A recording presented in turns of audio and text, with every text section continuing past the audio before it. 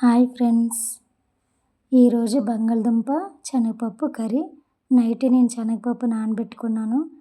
అయితే బంగాళదుంపలు కోసి కడిగి ముక్కలు కోసుకున్న తర్వాత కళాయి పెట్టి కళాయి వేడిన తర్వాత పోపులు, జీలకర్ర, ఎల్లుల్లిపాయలు, పచ్చిమిర్చి, ఉల్లిపాయలు వేసుకోవాలి. ఇవి బాగా వేగిన తర్వాత టమాటా సన్నగా కోసి వేసుకోవాలి. ఈ రెండు బాగా మగ్గిన తర్వాత కడిగి పెట్టుకున్న శనగపప్పు, బంగాళదుంప వేసుకోవాలి.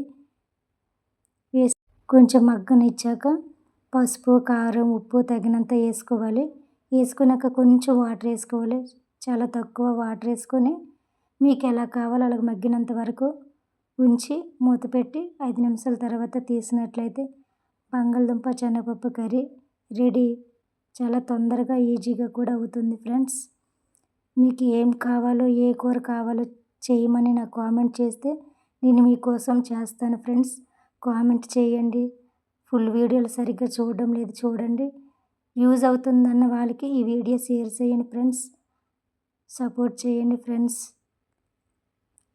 Bye friends. మరొక కొత్త వంటకంతో ఇంకొక వీడియోతో మీ ముందుకు వస్తాను. బాయ్. మీరు ట్రై చేశాక ఎలా వచ్చిందో కర్రీ నాకు కామెంట్ చేయండి ఫ్రెండ్స్. తప్పకుండా మర్చిపోకండి ప్లీజ్.